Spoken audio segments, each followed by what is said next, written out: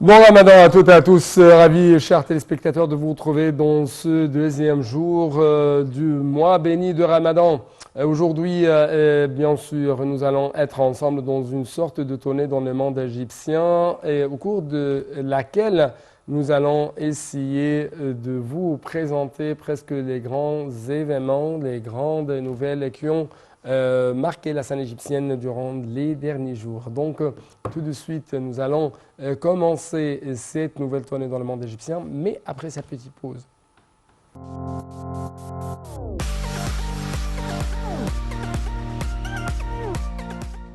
Commençons donc, chers téléspectateurs, cette nouvelle tournée dans le monde égyptien par le porte-parole officiel du ministère des Affaires étrangères, M.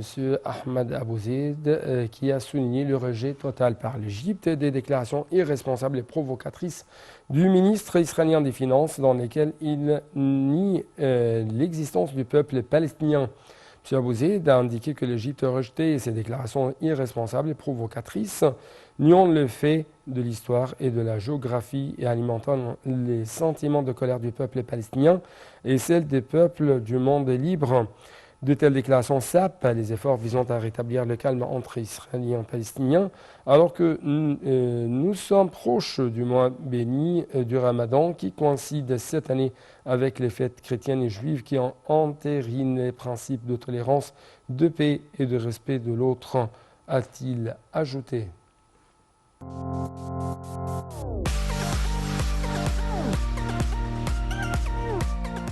Donc, ce sont des déclarations très importantes faites par le ministère égyptien des Affaires étrangères. Et d'autre part, on trouve que le ministre égyptien des Affaires étrangères, Sameh Shoukry, a tenu récemment une rencontre tripartite avec le ministre danois de la coopération développementale et des politiques climatiques, Dan Jørgensen plutôt, et le président désigné de la COP28, Sultan Al-Jaber.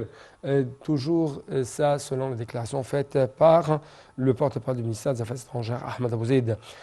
Exprimant sur son compte Twitter, M. Abou-Zeid a indiqué que l'entrevue intervenait en marge de la réunion ministérielle de Copenhague sur le climat.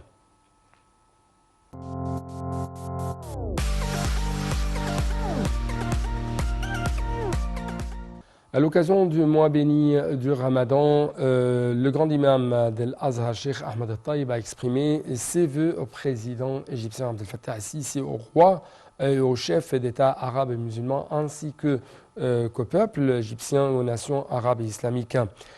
Dans un communiqué publié mercredi, Al-Azhar appelle les musulmans dans le monde à mettre à profit ce mois béni dans les actes d'obéissance, de générosité, d'altruisme et de la rénonciation à toute forme de division, de désaccord. La plus haute institution islamique au monde a imploré Allah le Très-Haut d'accepter nos jeûnes, nos prières et nos supplications, d'accorder la sécurité et la stabilité à l'humanité tout entière.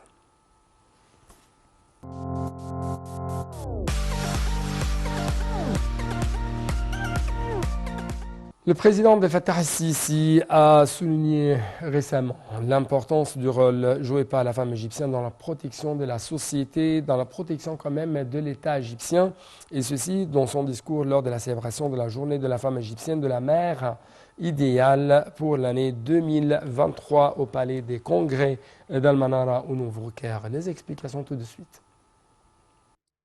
Le président Abdel Fattah el-Sisi a souligné l'importance du rôle de la femme égyptienne dans la protection de la société et de l'État. Nous n'oublierons pas que la femme, depuis 2013 jusqu'à présent, a joué un rôle majeur dans la protection de l'Égypte. Le 30 juin, elle avait pris les devants et quand j'ai exigé que les citoyens descendent le 26 juin pendant le mois de Ramadan de la même année pour me donner un mandat, la femme a été au centre du mouvement. Le motif derrière la descente de toute la famille, a déclaré le président el-Sisi dans son discours lundi lors de la célébration de la journée de la femme égyptienne et de la mère idéale pour l'année 2023 au Palais des Congrès El-Manara au Nouveau-Caire. Il a indiqué que c'est la femme qui a sacrifié ses fils qui sont tombés en martyrs pour défendre la patrie et c'est la situation la plus difficile à laquelle elle est confrontée. La femme, a-t-il ajouté, a supporté également les circonstances difficiles que traverse le pays, expliquant que ce sont les femmes qui portent le fardeau d'élever les enfants et elles représentent le pilier de la maison.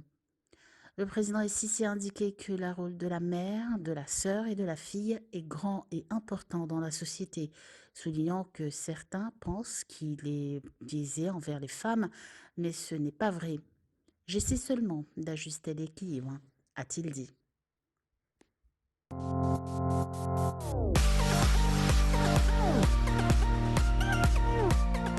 Parlons un peu plus de l'économie et de l'eau. Justement, on trouve que le ministre de l'eau et de l'irrigation, Hani Souilem, a jugé récemment important le renforcement de la coopération internationale en matière de la gestion des ressources en eau, aussi bien que l'amélioration de l'approvisionnement en eau potable.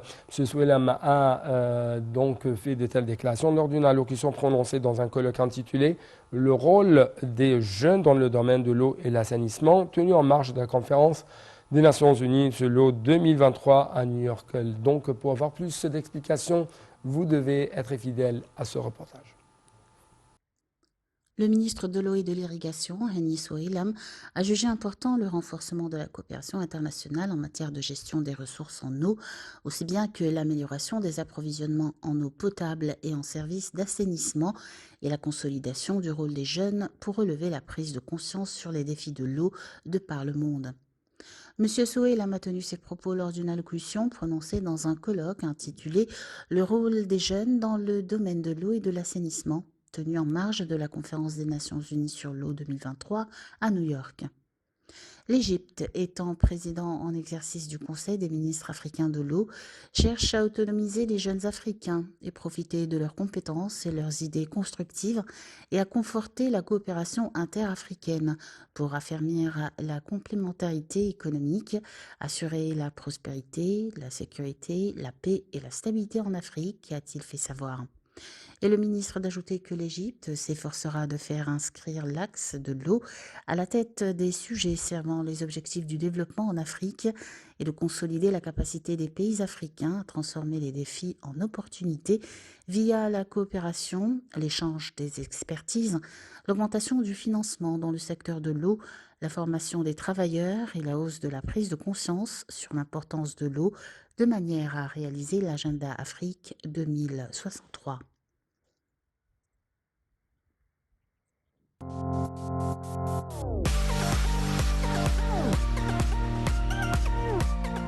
En fait, le bon son précédent que connaît le dossier de logement, le mouvement de construction reflète de manière évidente les directives données par le président Abdel Fattah el-Sisi au gouvernement de faire le maximum d'efforts pour améliorer la vie des citoyens, leur accorder une vie décente. Dans une allocution prononcée en son nom par le ministre du Commerce et de l'Industrie Ahmad Samir, lors de la 3e édition de la conférence immobilière d'Akhbar Youm, M. Madbouli a dit que le gouvernement s'était employé à mettre en œuvre ces directives et avait pu en quelques années introduire ce bon dans le dossier du logement, notant donc qu'environ 1,2 million de citoyens ont bénéficié du développement des zones dangereuses qui étaient au nombre de 357 zones, dont 25 au gouvernorat, avec un total de 246 000 unités de logement pour un coût de 63 milliards de livres égyptiennes.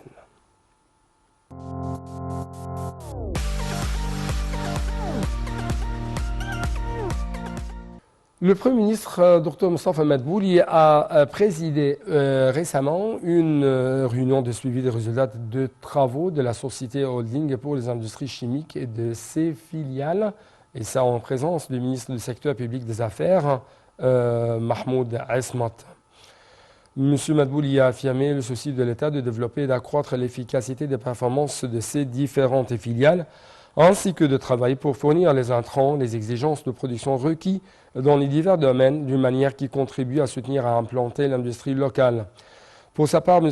Esmat a indiqué que la société holding était affiliée à 19 entreprises avec plus de 24 000 employés, soulignant que le volume des revenus de l'activité commerciale selon le budget de 2022 s'est élevé à 24,9 milliards de livres contre 20,1 milliards de livres égyptiennes lors de l'exercice précédent, alors que le bénéfice net s'est élevé à 5,1 milliards de livres égyptiennes et la valeur des exportations de produits des entreprises s'est élevée à environ 3,3 milliards de livres égyptiennes contre 1,3 milliard de livres égyptiennes dans le budget de 2021.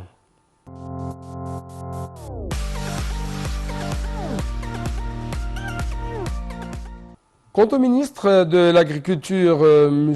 Al-Saïd Al-Qassir, il a discuté avec le nouveau directeur régional pour le développement durable à la Banque mondiale de la coopération commune en plus du programme global pour le développement durable, y compris l'activation du rapport sur le climat et le développement durable.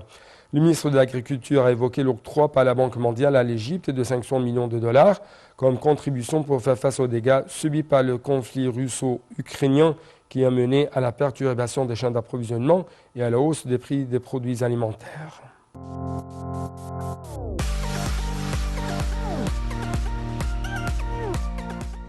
Au niveau des relations internationales, on trouve que le président exécutif de l'Autorité générale de l'investissement des zones franches, Hossam Beba, et le président exécutif d'entreprise ou d'une entreprise internationale, Michael Kidoli, ont signé un mémorandum d'entente pour renforcer la coopération en investissement, mais aussi le partenariat dans l'énergie renouvelable. Cette entreprise internationale est responsable de la promotion des investissements et des exportations géorgiennes. Le mémorandum d'entente a été signé en marge du forum d'affaires égypto-géorgien organisé par l'Autorité générale de l'investissement des zones franches. Le forum d'affaires représente une plateforme pour lancer une nouvelle phase de coopération en matière d'investissement et bénéficier des avantages de la diversification économique des deux pays, selon le responsable égyptien, qui a précisé que les accords de commerce et d'investissement qui lient l'économie égyptienne à plus de 1,3 milliard de consommateurs et l'économie géorgienne à plus de 2,3 milliards de consommateurs assurent donc la promotion de partenariats d'investissement entre les deux pays.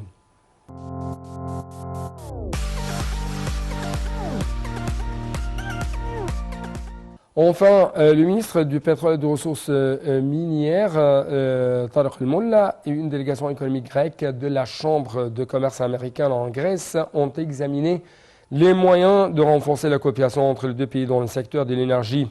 M. El-Molla a passé en revue un certain nombre de nouveaux domaines de coopération proposés pour approfondir la coopération dans le secteur de l'énergie entre l'Égypte et la Grèce qui peuvent être étudiés de manière intensive au cours de la période à venir.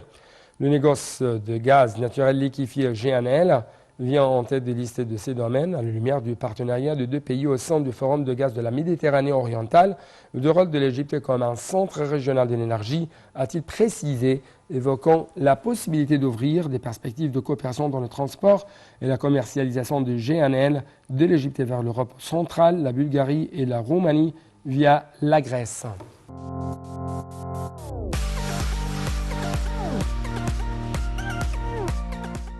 Donc avec cette dernière nouvelle, nous arrivons à la fin de cette édition. C'est pourquoi permettez-moi de vous remercier infiniment pour votre attention et bon Ramadan à toutes et à tous.